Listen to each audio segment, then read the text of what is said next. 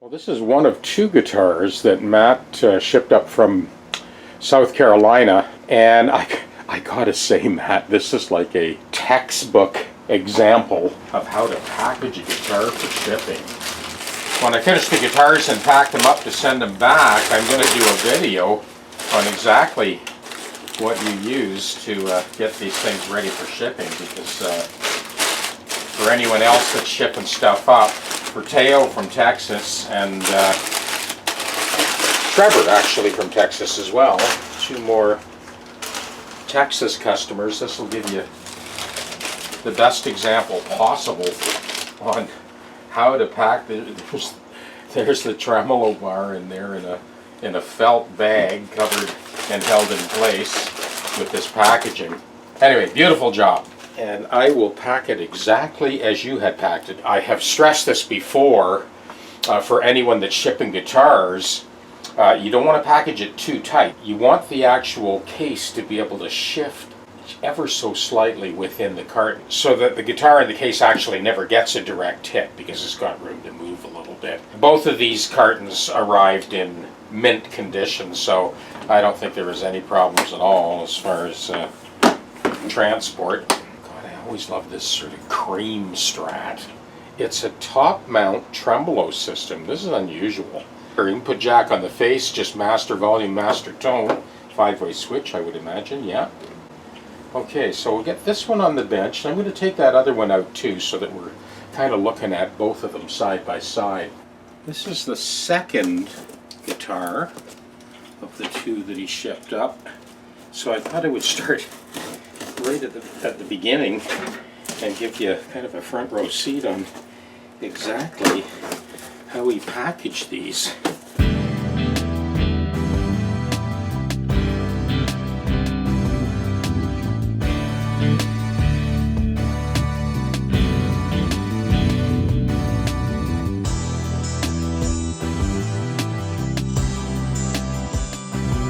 And this is guitar number 2.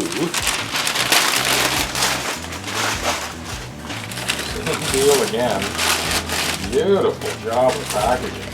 So this is kind of a see-through. I think he said this was a Mary Kay model. Of course, he sent this up for a compensated nut and the full treatment. Ooh, those frets are a little sharp on the outside edges, so we'll take care of those as well.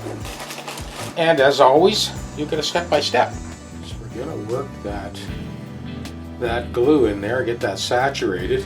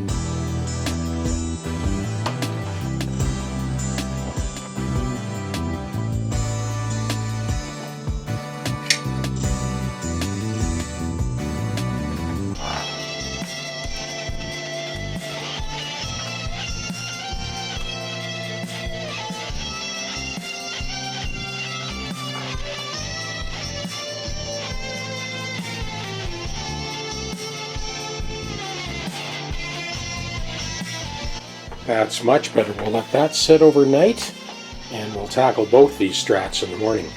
We are back. And now we can get back to the fret dress on both of these Strats.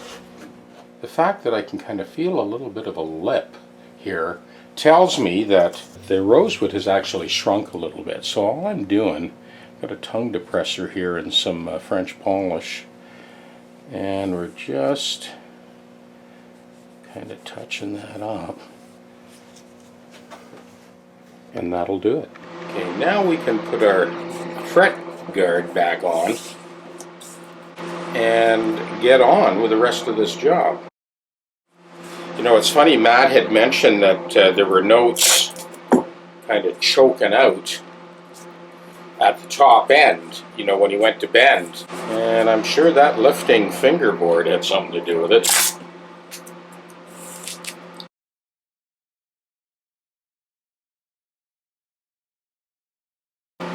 meantime, we're going to do a little more reconnaissance and get ready to dress these frets.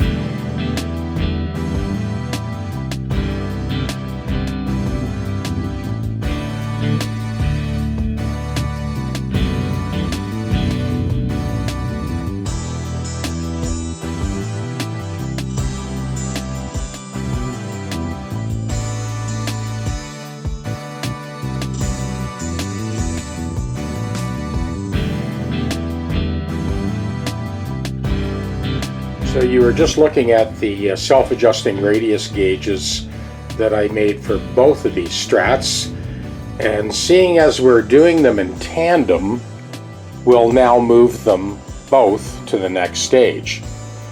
So frets have been leveled, recrowned, and polished, and now we'll start by setting up the bridge on both guitars for 9 to 46 strings at concert pitch, and then we'll get on to the compensated nuts.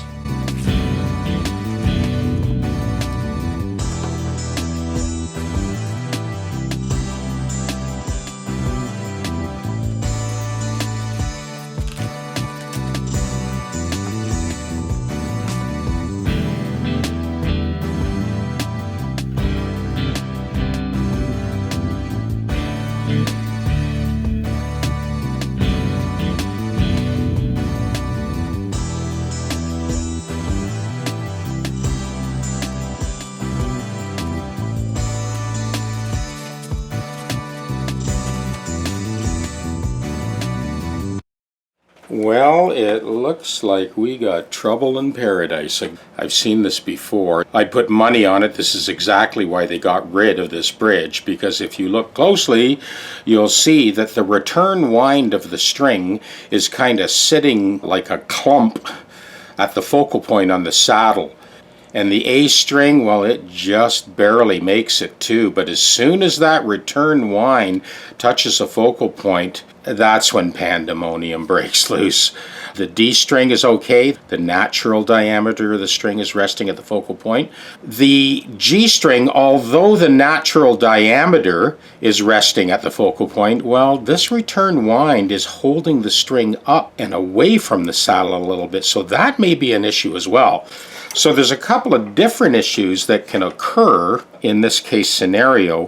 One is you end up getting this sort of extraneous buzzing noise because, especially in this case, and the reason you get that extraneous buzzing noise is a lot of the time the natural diameter of the string doesn't sit tight in the pocket at the focal point. We're going to take care of this, and let me show you how I do this.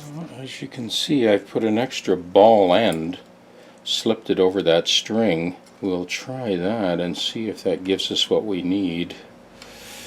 Definitely looks better. I'm not too sure if that return wind is still kind of getting in the way. I'm going to try putting another ball end, the second one on there. Let's try this. I don't know if it's going to fit on there or not. A little bit of re-engineering here to make this happen. Okay, let's try that. Okay, that's definitely working. There's no return wind on that at all. The A string needs a similar treatment. Yeah, so that return wind now, I just put the one ball end on this G, is clear of the saddle, and we know that we're getting a good tight contact at the focal point at the top of the saddle. So that one's taken care of. Good. Yeah, no issue there. I'll have a look at that second. Yeah, I think we got clearance there. See, it's going to depend on each sort of batch of strings. Yeah, so the top two seem to be fine. So now I can kind of continue with the rest of the job. There you go, a little more re-engineering to make it right. I use this radius gauge to check as I go, and that radius and this radius were cut on the radius disc sander conversion kit for the drill press. So now we're ready to cut the crown into that radius, and we're gonna make sure that we leave lots of material to work with so we can cut those values.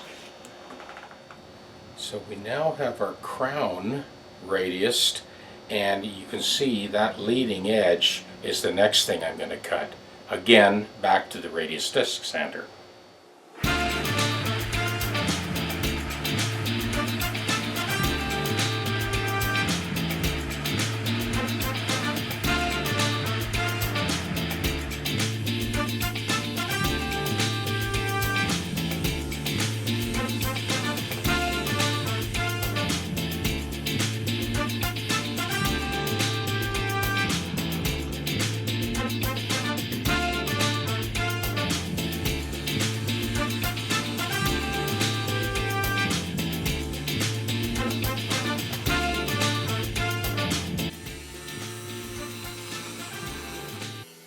Well, for whatever reason, the surgical tubing mounts for the pickups, all these pickups, this is what was left of them. They're like shrunk and dried out and hard as rock. I don't know what happened to them, but anyway, so that was taken care of. The pickups all are 100% adjustable now. And I was wondering, because they were kind of rattling around on the pickguard. Fully adjustable now.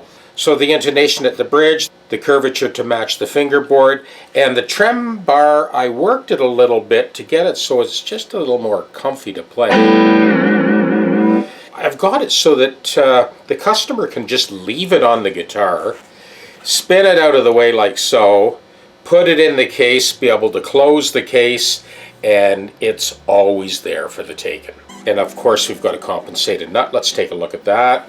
These are the final values for the 9 to 46 sort of hybrid string at concert pitch.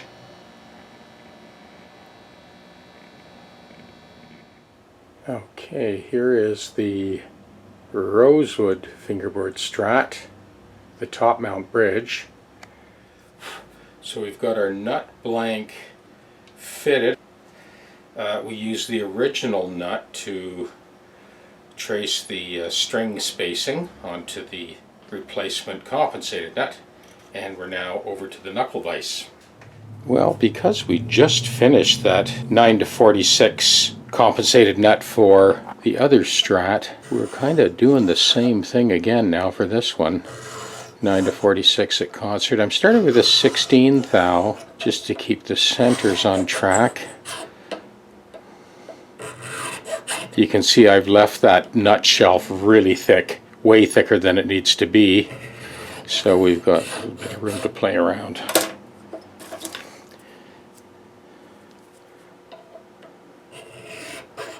It's our 6th string.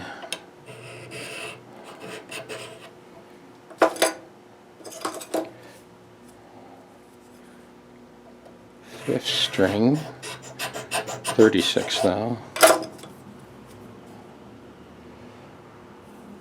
And our 4th string, 26 thou.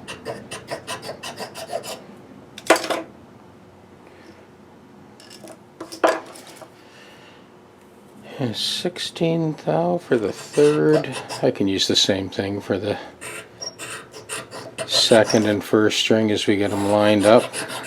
In this case, I just used the 9-inch radius gauge to kind of strike an arc at the leading edge of that overhang, and now we're over to the drill press sander.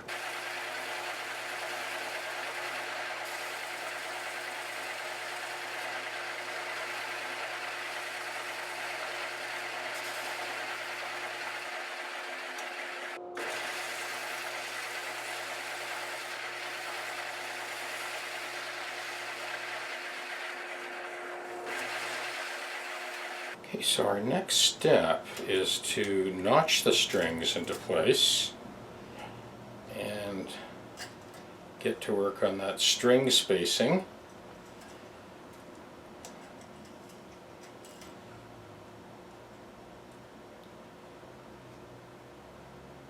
Make sure we get that right.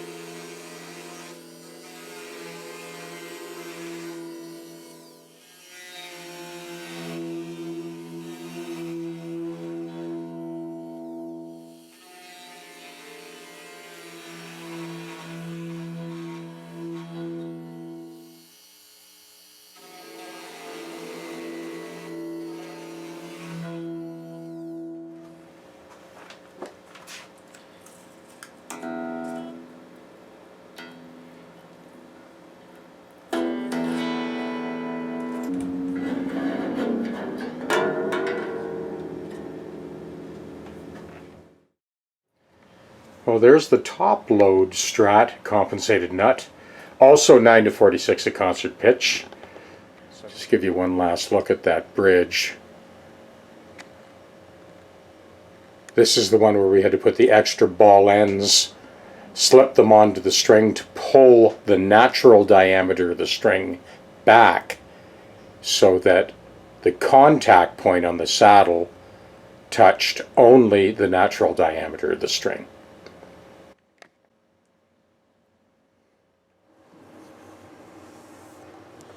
I'm showing you this, Matt, so that you can kind of understand what I did here. So now, without scratching the top of the guitar, you put that little piece of foam under there, and the case will close effortlessly. So before we get down and dirty with this Strat, I want to do some clean stuff and just let you hear how accurate the intonation is.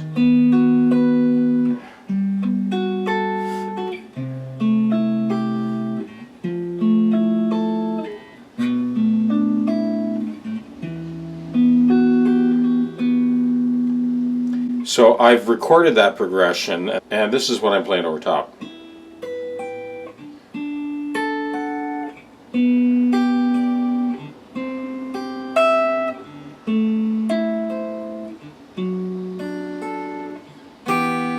So this way you get to hear sort of both sets of chords together.